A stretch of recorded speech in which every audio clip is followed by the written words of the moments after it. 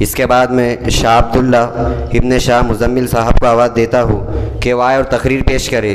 ان کے تقریر کا عنوان ہے سیرت النبی صلی اللہ علیہ وسلم۔ یہ دینیات دوم کے طالب علم ہیں اور عمر کھیڑ کے رہنے والے ہیں۔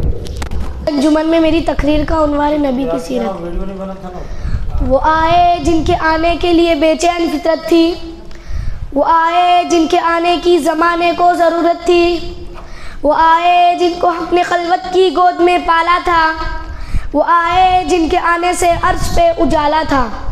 الحمدللہ الحمدللہ رب العالمین والصلاة والسلام علی سید المرسلین محمد وعلی آلہ واصحابہ اجمعین، اما بعد، اعوذ باللہ من الشیطان الرجیم، بسم اللہ الرحمن الرحیم، وما ارسلناک الا رحمتا للعالمین، صدق اللہ العظیم۔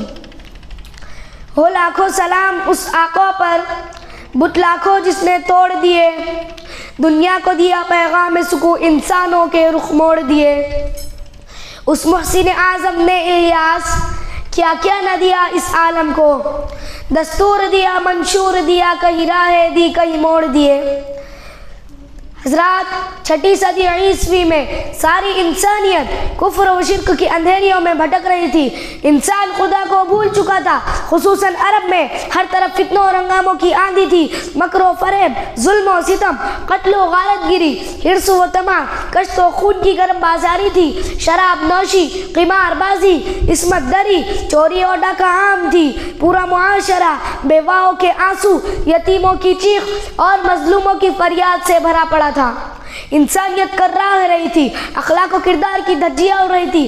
ایسے پرآموش اور خوناشام ماحول میں عالم کا مصلح، اخلاق کا معلم، حق کا داعی، بنی نوع انسانیت کا نجات دہندہ، نبی آخر الزماں جناب محمد رسول اللہ صلی اللہ علیہ وسلم مبعوث کیے گئے، جس نے انسانی خمیر کو محبت و آستی، امن و سچائی، حریت و آزادی، اخوت اور مساوات کی چاشنی میں سمو دیا، جس نے غلامی کی زنجیروں کو اپنے حسن و کردار سے توڑ دیا، جس نے کیسر و کسریٰ کی بنیادیں ہلا دی، جس نے شہنشاہوں کے سر نیگو کر دیے، جس کے سامنے سقراط، بقراط، افلاطون اور جالینوس کی تحریریں مانگ پڑ گئی، جس نے 23 سال کے مختصر سے عرصے میں تاریخ کے ورق پلٹ دیے اور دنیا سے باطل کا نام مٹا دیا۔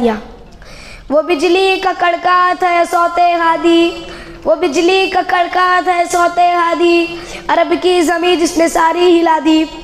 حضرات، جس نے اپنے متبعین کو تلوار بھی دی، قرآن بھی دیا، دنیا بھی عطا کی، عقبہ بھی عطا کیا، مرنے کو شہادت فرمایا، جینے کے طریقے سمجھائے، جس نے اپنا پیغام حق بلند کیا، جس پر عمل کر کے اس دنیا کے بگڑے ہوئے لوگوں نے جو تہذیب و تمدن سے ناآشنا تھے، عدل و انصاف سے بے بہرا تھے، انہوں نے تمام دنیا کی رہبری اپنے ہاتھ میں اس طرح لے لی کہ اب مسکنت ان کا لباس، تقویٰ ان کا شعار، حکمت ان کا کلام، عدل ان کی سیرت، صداقت ان کی شریعت اور ہدایت ان کی رہنمائی تھی۔